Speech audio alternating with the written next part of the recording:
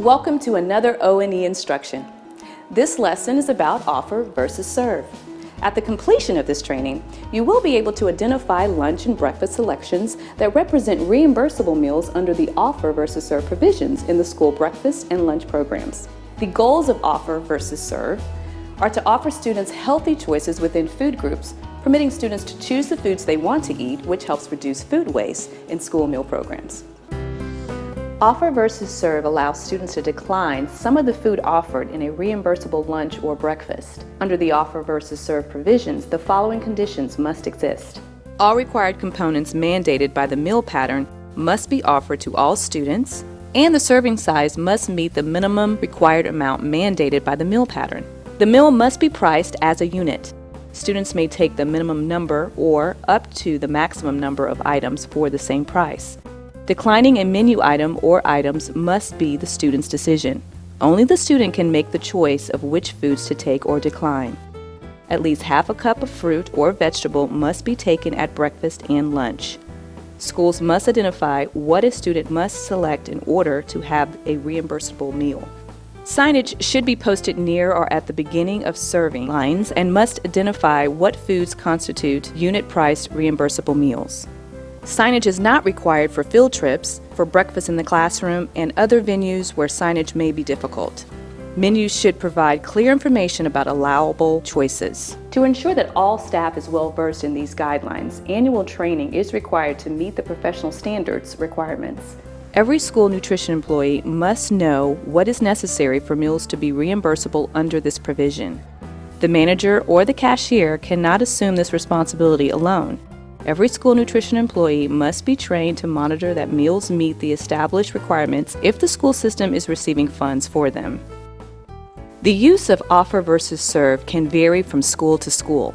For instance, federal regulations require that senior high schools implement the offer versus serve provision at lunch. Yet, in schools below the senior high level, the school system decides whether to implement offer versus serve at lunch. Offer versus serve is optional in all schools at breakfast. The local school district determines when to implement offer versus serve. It may not be implemented with after-school snack services, but may be used for the seamless summer option lunch and breakfast for all grade groups. Like anything in the kitchen, food is the main ingredient to a reimbursable meal. For each of the K through 5, 6 through 8, and 9 through 12 grade groups, there are food groups that constitute a reimbursable breakfast or lunch.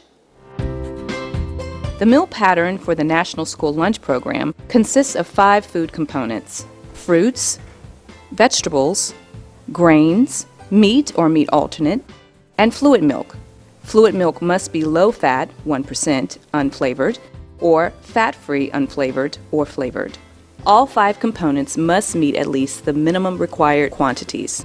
Offer versus serve at lunch focuses on food components. Under offer versus serve, all students at any grade level must select all or at least 3 out of the 5 food components. One of the choices selected must be at least a half a cup serving of fruit or vegetable, or a half a cup total serving of both fruit and vegetable.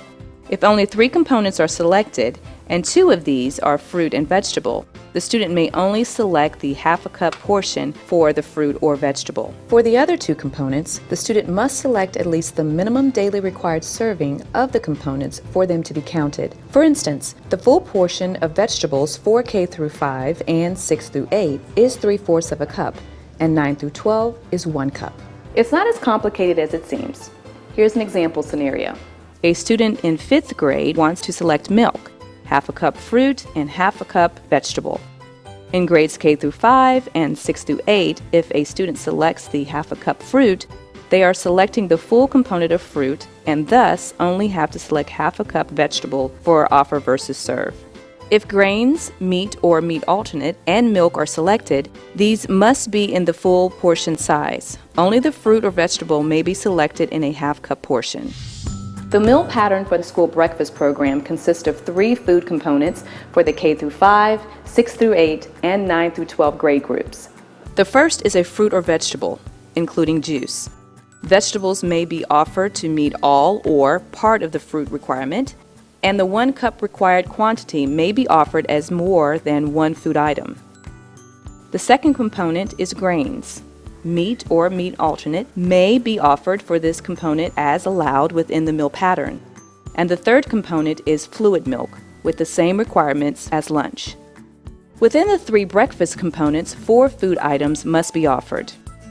The 4 food items must include at least the minimum daily required quantity of all 3 food components. All students at any grade level must select at least 3 food items, and one of these selections must be at least half a cup of fruit, vegetable, or juice. The grains component may be offered in 1 or more different food items. A 2-ounce equivalent muffin may be counted as 1 or 2 food items. If the menu planner offers this as 1 food item, the student must select 2 additional food items. If the muffin is offered as 2 food items, the student would only need 1 additional food item, which must be the fruit. There is no separate requirement to offer the meat or meat alternate component in the breakfast meal pattern. A school may offer a meat or meat alternate in place of grains after the minimum daily grains requirement is offered. The 1-ounce equivalent of meat or meat alternate may count as the 1-ounce equivalent of grains for purposes of meeting the weekly grains component requirement. The student does not have to select the grains item in order for the meat or meat alternate to credit as a grain on the student's tray. Or your school may also offer meat or meat alternate as an extra food and not credit it toward any component. Here's an example of what a reimbursable breakfast looks like. A student selects half a cup juice, cereal, and milk.